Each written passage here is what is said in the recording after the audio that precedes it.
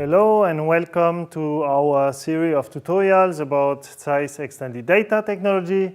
This is Christophe Casenavega, product manager for our cinema lenses speaking, and today I will guide you through the workflow of recording the distortion and shading data using a Laster Lockit Plus and any camera.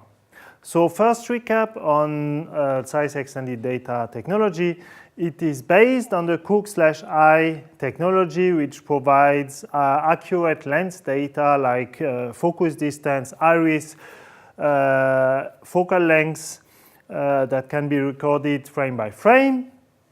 And it adds distortion and vignetting to the lens data. These are data we calibrate in the factory, so you don't need to shoot grids or gray cards anymore in the pre-production when you have films with extensive VFX work afterwards.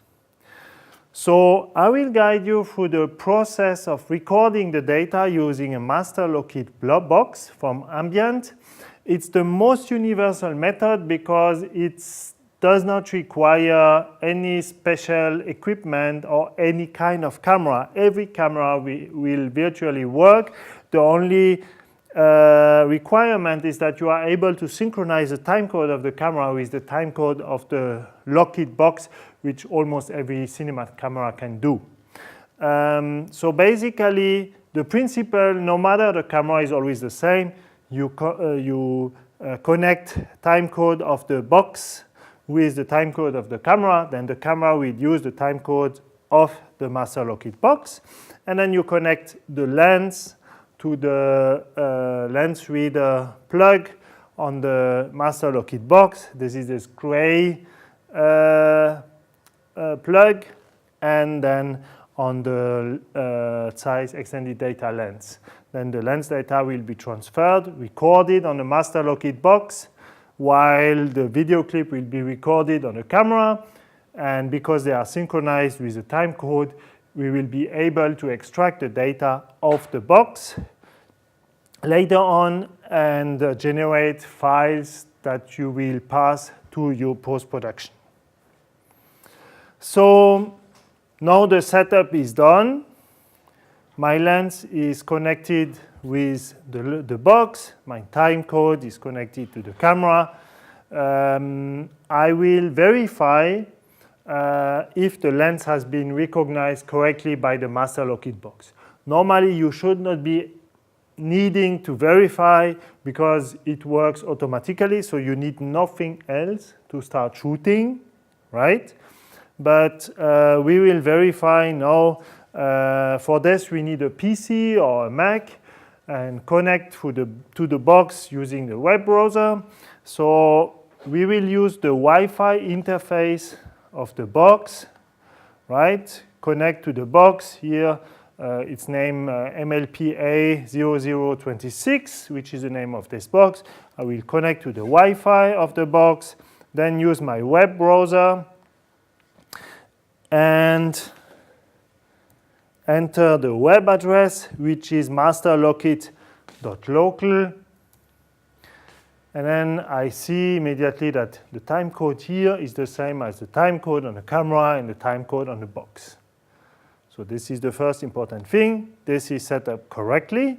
Then the second thing is the frame rate must be the same as on the camera. So here I use 25 frames per second. So I should set up the same value here on this web interface. And then lastly, in order to verify, I go on ACN radar and I see this green box means there is one lens that has been recognized. This is my Supreme Prime 50. This is this one. If I unplug, I will see that this green box disappears. And it reappears later on when I plug the lens again. Important is how you attach the lens. So first you attach the lens to the camera, and then you plug the cable from the Laster Lockit box Otherwise, it might be that the lens is not recognized. If this happens, if the lens is not recognized, just unplug and replug the lens and it will be recognized. You do not need to use a PC anymore during your shoot. Everything is ready. Whenever I press on the record button on the camera, the lens data will also be recorded on the Laster Lockit box, and I will be able to extract them later on. Finally, here is an example with the Sony Venice camera, but there are different configurations, especially cable configuration for any type of camera. So this cable is always the same, the one for the lens, but for example, the timecode cable or the power cable solution might be different.